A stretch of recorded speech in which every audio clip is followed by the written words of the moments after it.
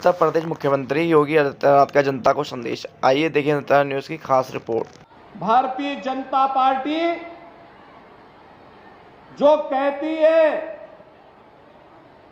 वह करके दिखाती है और भारतीय जनता पार्टी ने जो कहा वही आज आप सबके सामने देखने को मिल रहा होगा। आपने इस बात को महसूस किया होगा, पिछले 9.5 वर्ष के अंदर हमने एक नए भारत का दर्शन किया है, जहां पर जाति, मत, मजहब, क्षेत्र, भाषा या लिंग के आधार पर किसी के साथ कोई भेदभाव नहीं, सबका साथ, सबके विकास की भावना के साथ, जहां पर विकास समान रूप से हो रहा है, लेकिन जिन्हें विशेष प्रोत्साहन दिए जाने की आवश्यकता है उनके लिए नई नई योजनाएं बन रही हैं।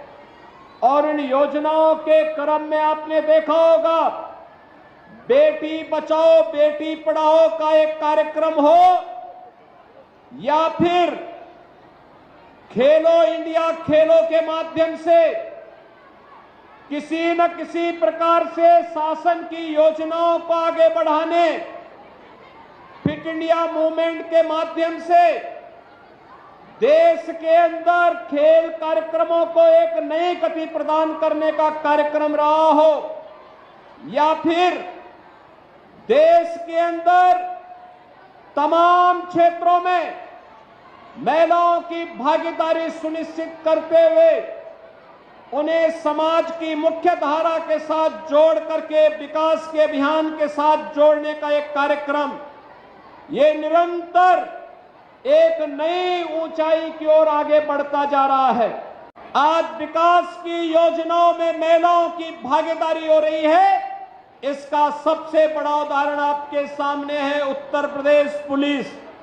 भाइयों बहनों, 2017 के पहले 1947 से लेकर के 2017 तक उत्तर प्रदेश पुलिस में भर्तियां जो हुई थी, 2017 में जब डबल इंजन की सरकार उत्तर प्रदेश में आई थी तब मात्र 10,000 पुलिस कार्मिक उत्तर प्रदेश पुलिस बल के हिस्से थे, लेकिन आज उत्तर प्रदेश पुलिस बल में अनिवार्य रूप से 20% महिलाओं की, बालिकाओं की भर्ती होनी है, यह सुनिश्चित कर दिया गया है। और उसका परिणाम है कि आज जब उत्तर प्रदेश पुलिस में भर्ती की प्रक्रिया पूरी होती है तो यह संख्या बढ़कर के 40,000 हो गई है। 10,000 से बढ़कर के 40,000 केवल महिला पुलिस कार्मिक आज उत्तर प्रदेश पुलिस बल का हिस्सा बनी हुई है।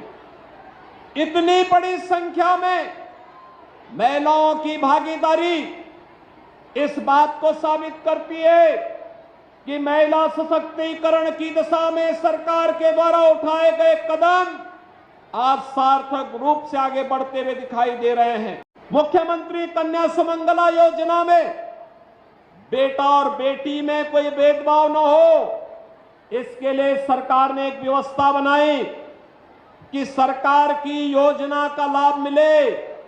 इसके लिए 5 चरणों में 15,000 रुपए की राशि हम बेटी को शासन की तरफ से उपलब्ध करवाने का कार्य करते हैं, जन्म लेने से लेकर के स्नातक तक की पढ़ाई के लिए।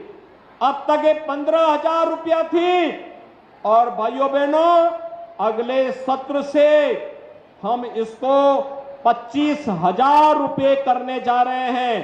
बेटी जन्म लेगी, 5,000 रुपए सीधे उसके अकाउंट में पहुंच जाएगा। बेटी का 1 वर्ष होने पर टीकाकरण होगा, राशि उसके अकाउंट में पहुंच जाएगी। बेटी पहली क्लास में प्रवेश लेगी, अकाउंट में पैसा पहुंच जाएगा। बेटी 6ठी क्लास में जाएगी, पैसा अकाउंट में पहुंच जाएगा। बेटी 9वीं क्लास में जाएगी, पैसा अकाउंट में पहुंच जाएगा।